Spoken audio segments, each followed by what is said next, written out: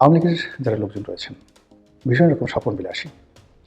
হঠাৎ করে তারা যেভাবে আনন্দে উদ্বেলিত হন, তাদের চোখে মুখে সামান্যতম একটু আশ্বাসবাণী কেউ যদি শোনায়, অমনি তারা খুশিতে টগবগ করতে থাকেন। আবার অন্যদিকে যদি আকাশে একটু মেঘ দেখা দেয়, কোনোদিন যদি কোনো পাখি গান না গায়, কোনো গাছের পাতা না ঝরে পড়ে যায়, তাদের মন খারাপ হয়ে যায়। এটা খুবই স্বাভাবিক। কেন? গত 15টি বছর তো একদিন দুই দিন নয়।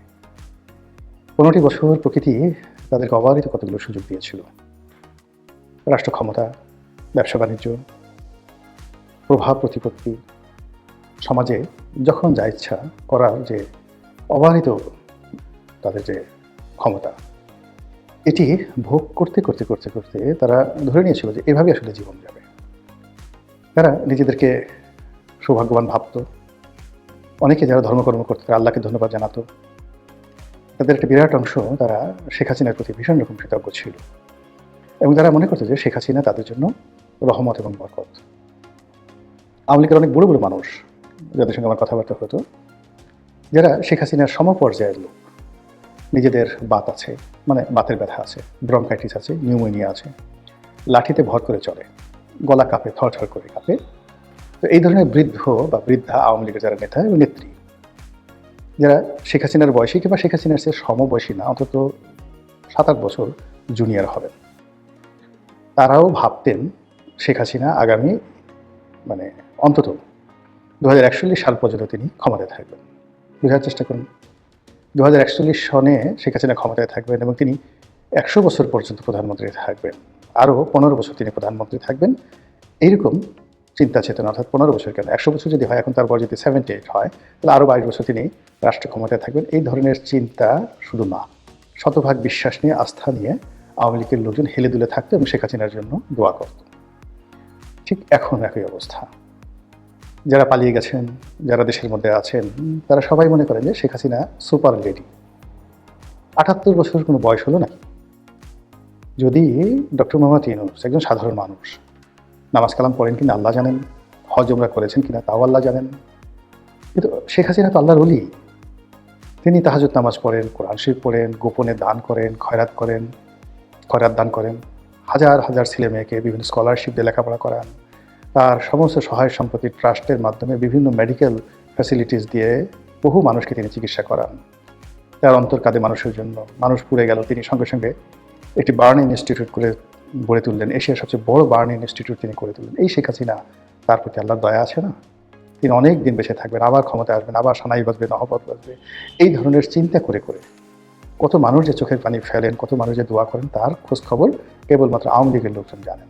কথার অর্থ এখনও তাদের বিশ্বাস, ভরসা, ভালোবাসা শেখ হাসিনাকে কেন্দ্রিক। ফলে আপনি যদি শেখ হাসিনাকে নিয়ে কোনো ইতিবাচক কথা বলেন, মুহূর্তের মধ্যে আওয়ামী লীগের লোকজন আছেন, যাদের জ্বর আছে তাদের জ্বর ভালো হয়ে যায়, যাদের সর্দি তাদের সর্দি ভালো হয়ে যায়, যাদের হাত পা অবশ হয়ে যায় তাদের অটোমেটিক থেরাপি হয়ে যায়। আপনি তাদের সামনে গিয়ে একটু শেখ হাসিনার প্রশংসা করার সঙ্গে সঙ্গে অবস্থা সেটা তৈরি হয়। এটার এক ধরনের সাইকোপ্যাথি। এখন এই সাইকোপ্যাথিটা কেন তৈরি হলো? এই কারণ যে ওই যে বললাম, 15টি বছর তাদের অর্থ, বৃত্ত, মান, সম্মান, মর্যাদা সব কিছুর জন্য তারা মনে করে শেখ হাসিনাই দায়ী। আর এস আলম, বেক্সিমকো, সামিট গ্রুপ যে ধরনের কেলেঙ্কারিগুলো আওয়ামী লীগকে গ্রাস করেছে, আওয়ামী লীগের লোকজন মনে করে যে তাদের নেত্রী খুব ভালো, ওরা নেত্রীকে ভাঙিয়েছে, ওদের সঙ্গে আসলে নেত্রী কোনো সম্পর্ক নেই। তো এরকম একটা আবহাওয়া তৈরি করে, পরিবেশ তৈরি করে তারা নিজেদের জন্য একটা জগৎ তারা তৈরি করে ফেলেছে। আর সেই জগতে সুন্দরভাবে বসবাস করার জন্য তারা প্রতিদিন কবিতা রচনা করে, গান রচনা করে, বিভিন্ন রকম ন্যারেটিভ তৈরি করে, যেন তাদের এই কল্পনার জগৎটি খুব স্ট্রং থাকে। এরই ধারাবাহিকতায় ডক্টর মোহাম্মদ ইউনূস ভালো না, আসিফ নজরুল ভালো না, তত্ত্বাবধায়ক সরকার ভালো না, তারপরে অন্তর্বর্তীকালীন সরকার ভালো না, সামনে যারা আসবে বিএনপি তারাও ভালো না, জামাত তো একেবারেই ভালো না। এই কথাগুলো তারা দশমুখে প্রচার করে এবং সঙ্গে সঙ্গে নানা রকম পরিবেশ, পরিস্থিতি এইগুলোকে উপলক্ষ করে তারা একটার পর একটা নিজেদের বিশ্বাসকে, এই যে একটা ইলুশন, একটা হ্যালোসিনেশন, একটা ড্রিম, এইটাকে পারফেকশন দেওয়ার জন্য তারা এই যে আমাদের চলমান রাজনীতিতে যে ঘটনাগুলো ঘটে, সেই ঘটনা সবসময় নিজেদের পক্ষে নেন এবং ইউনূসের বিপক্ষে নিয়ে যান। যেমন ধরা গেল যে মার্কিন একজন রাষ্ট্রদূত এলেন, সাম্প্রতিক সময় তারা খুঁজে বের করে ফেলেছে যে এই রাষ্ট্রদূত তাদের লোক।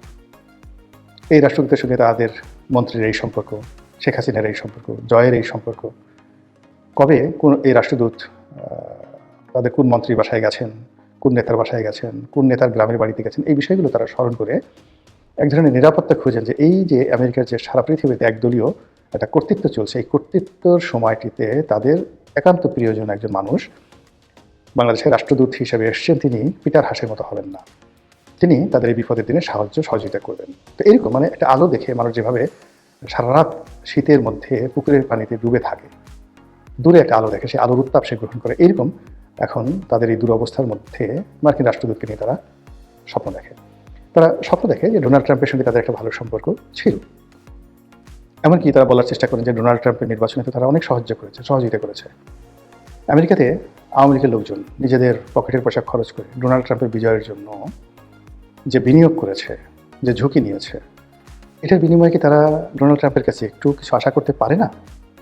মানুষ কি একেবারে এত নিষ্ঠুর হয়ে যাবে? প্রশ্নই আসে না।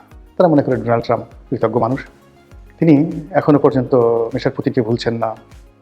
সমস্ত ইউরোপের চাপ, আমেরিকার চাপ, তার সত্ত্বেও তিনি ইউক্রেনে তার সামরিক শক্তি বৃদ্ধি না করে তিনি একটা নেগোসিয়েশন করার চেষ্টা করেছেন, এর কারণেও তিনি ব্যক্তিগত সম্পর্ক রক্ষা করেন। একইভাবে তিনি সৌদির যিনি ক্রাউন প্রিন্স মিস্টার মোহাম্মদ বিন সালমান, তার সঙ্গে তার যে ব্যক্তিগত সম্পর্ক, এটাতে একটা রীতিমতো কিংবদন্তিতে পরিণত হয়েছে। তো সেই অর্থে শেখ হাসিনার সঙ্গে, সজীব ওয়াজেদ জয়ের সঙ্গে তার একটা ভালো সম্পর্ক ছিল। তারপরে ওই সূত্রে মিস্টার পুতিনের সঙ্গে, সজীব ওয়াজেদ জয়ের সঙ্গে, পুতুলের সঙ্গে, শেখ হাসিনার সঙ্গে, তারপরে শেখ রেহানার সঙ্গে, রূপন্তীর সঙ্গে, ববির সঙ্গে, টিউলিপ সিদ্দিকির সঙ্গে মস্কোতে যে মিস্টার পুতিনের দহরম মহরম সম্পর্ক ছিল, এটা তো ওপেন সিক্রেট, আওয়ামী লীগের লোকজন এটা জানে, এবং এটা নিয়ে তারা কি কিছু আশা করতে পারে না? এই যে তারা আশা করছে, সেই আশার প্রেক্ষিতে যখনই রাশিয়ার কোনো পতাকা উঠছে, রাশিয়ার কোনো বিজয় দেখা যাচ্ছে, ডোনাল্ড ট্রাম্পের পক্ষ থেকে ন্যূনতম কোনো নড়াচড়া করা হচ্ছে, আওয়ামী লীগ মনে করছে যে সবই ডোনাল্ড ট্রাম্প করতেছে তাদের জন্য, অথবা আকাশ থেকে আল্লাহ করছে, বিকজ শেখ হাসিনা ভালো মানুষ, তার জন্য তো আল্লাহ সাহায্য করবেই, এই ধরনের কথা তারা চিন্তা করছে। এবং এটা মানে মন্দ কিছু না, বিপদে পড়লে সবাই এরকম ইতিবাচক চিন্তা করে, আপনিও করতেন, আমিও করতাম।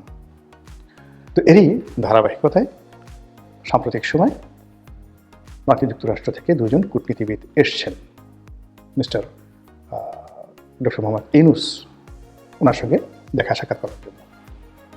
এখন আওয়ামী লীগের লোকজন বলছে যে তারা আসছে মূলত ডক্টর ইউনূসকে টাইট দেওয়ার জন্য। কি টাইট? আওয়ামী লীগকে নিয়ে নির্বাচন করতে হবে। তো এখন দেখেন নির্বাচনের আছে মাত্র 3 সপ্তাহ, এই সময় আওয়ামী লীগকে কীভাবে রিকনসিলিয়েশনের আওতায় আনবে, কীভাবে আওয়ামী লীগকে একটা ফ্লোর দেবে, কীভাবে কী করবে, এটা তো সম্ভব না। কিন্তু ওই যে আওয়ামী লীগের লোকজন বলছে যে না, ট্রাম্প চাইলে সব কিছু হতে পারে, তারপরে আবার করে রিশিডিউল হবে, আবার নতুন করে ঘোষণা হবে, এই ইলেকশনের ডেট বাদ হয়ে যাবে, নানা রকম কথাবার্তা। এবং এই কথার ভিতরে আদৌ কোনো সত্য তথ্য আছে কিনা, কিংবা কোনো সম্ভাবনা আছে কিনা, ডাজ নট ম্যাটার।